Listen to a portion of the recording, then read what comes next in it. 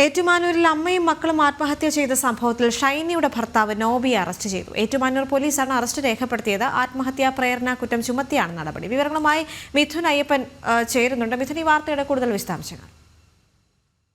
28-നാണ് ഏറ്റുമാനൂർ 101 കവല വടകരയിൽ വീട്ടിൽ ഷൈനിയും അതുപോലെ തന്നെ മകളായിട്ടുള്ള അലീന ഇവാൻ എന്നിവരും അതിരാവിലെ ട്രെയിനിന് മുന്നിൽ ചാടി ആത്മഹത്യ ചെയ്തത്. ഈ സംഭവം നടന്ന ഉടനെ തന്നെ ഈ ആത്മഹത്യക്ക് പിന്നിൽ ഭർത്താവാണെന്നും ഭർത്താവിന്റെ ക്രൂരമായ പീഡനത്തെ തുടർന്നാണ് കുടുംബ പ്രശ്നങ്ങളെല്ലാമാണ് ഈ ആത്മഹത്യയിലേക്ക് നയിച്ചത് എന്ന് ബന്ധുക്കളും ഈ ഷൈനിയുടെ രക്ഷിതാക്കളും എല്ലാം തന്നെ ആരോപിച്ചിരുന്നു.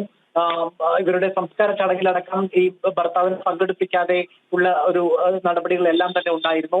ഇപ്പോൾ ഇതുമായി ബന്ധപ്പെട്ട കൂടുതൽ ചോദ്യം ചെയ്യലിന്റെ ഭാഗമായാണ് രക്ഷിതാക്കൾ നൽകിയ പരാതിയിൽ ഏറ്റുമാനൂർ പോലീസ് ഭർത്താവിനെ വിളിച്ചു വരുത്തുന്നത്.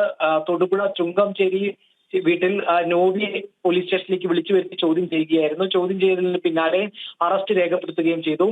ആത്മഹത്യ പ്രേരണ കുറ്റം ചുമത്തിയാണ് ഇയാളെ അറസ്റ്റ് ചെയ്തിരിക്കുന്നത്. ഇയാളെ ചോദ്യം ചെയ്യലിനിടെ ഫോണിൽ നിന്ന് ചില രേഖകളെല്ലാം തന്നെ കണ്ടെത്തിയിട്ടുണ്ട്, ചില വിവരങ്ങൾ കണ്ടെത്തിയിട്ടുണ്ട്. ഈ ഇത്തരത്തിൽ ആത്മഹത്യ ചെയ്യുന്നതിന് തൊട്ടു ദിവസം മുമ്പ് ഏറ്റുമാനൂരിൽ ഇയാൾ എത്തിയിരുന്നതായിട്ടുള്ള തെളിവുകളുണ്ട്. ഒപ്പം തന്നെ 9 മാസമായി ഇവർ പിരിഞ്ഞു കഴിയുകയാണ്. ഏറ്റുമാനൂർ കോടതിയിലും ഒരു ഡിവോഴ്സ് കേസ് നൽകിയിട്ടുമുണ്ട്.